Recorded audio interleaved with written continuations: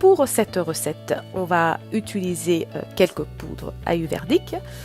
La première, c'est le shikakai. Alors le shikakai, ça s'appelle aussi Acacia coccinea et le mot même shikakai veut dire fruit pour cheveux. Son pH est légèrement acide et donc il nettoie en douceur les cheveux et le cuir chevelu sans le dépouiller en fait des huiles essentielles, donc notamment le sébum. La deuxième poudre que l'on va utiliser, c'est la poudre de Rita, également appelée noix de savon.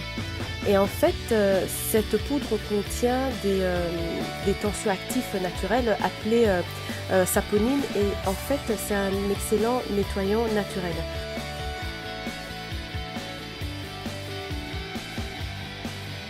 La troisième poudre que je vais utiliser, ça va être la poudre d'Alma. Et la poudre d'Alma a des propriétés antioxydantes et antibactériennes qui aident à maintenir le cuir chevelu en bonne santé. Elle aide à traiter le vieillissement prématuré des cheveux et elle permet aussi de rendre le cheveu plus tonique. Donc voilà les trois poudres que nous allons utiliser pour ce shampoing. On va également avoir besoin d'eau tiède. Pour la préparation, je prépare en fait ce mélange de shampoing quelques heures à l'avance, comme ça je laisse poser pendant à peu près 2 heures. Donc je vais utiliser ces poudres dans un ratio très simple, une part de chaque. Donc peu importe le grammage que vous voulez utiliser, eh ben, vous utilisez le même grammage pour les poudres. Je vais y rajouter de l'eau tiède, alors parce que ça permet justement de libérer tous les nutriments de ces poudres. Par contre, pour l'eau, c'est vraiment à votre goût. Moi, j'aime bien d'avoir le mélange assez épais parce qu'en fait, je vais en faire des petits cubes que je vais garder au congélateur et au fur et à mesure que j'ai besoin d'utiliser ce shampoing, je vais prendre les différentes boules de savon que j'aurai créées. Je mélange bien le tout.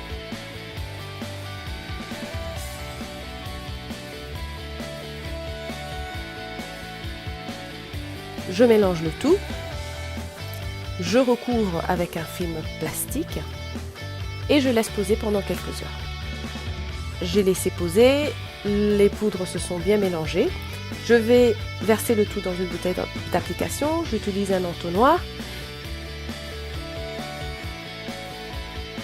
Et ensuite, dans un moule de silicone, je vais faire des petites boules. Donc ce moule de silicone, c'est en fait un moule de cake pops. J'utilise la partie où il n'y a pas le trou. Et ça me fait des dosages, des dosettes de boules de shampoing ou de gloss. J'ai une recette avec du gloss au beurre de karité et de cacao. Et j'utilise ce moule, je trouve assez pratique pour avoir des petites quantités. Voilà, donc je vais remplir le moule, je vais poser ça au congélateur une demi-heure, 3/4 d'heure minimum. Et une fois que c'est durci, voilà le résultat final. Je vais tout simplement ranger le tout dans un sac plastique et conserver au congélateur. Quand j'ai besoin de laver mes cheveux, je prends 3 ou 4 boules que je mets dans un récipient, je rajoute un petit peu d'eau à température ambiante ou également ça m'arrive d'ajouter du gel d'aloe vera.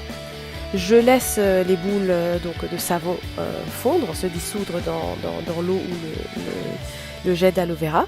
Et une fois que c'est prêt, voilà, je mets le tout dans une bouteille d'application et c'est prêt à l'emploi.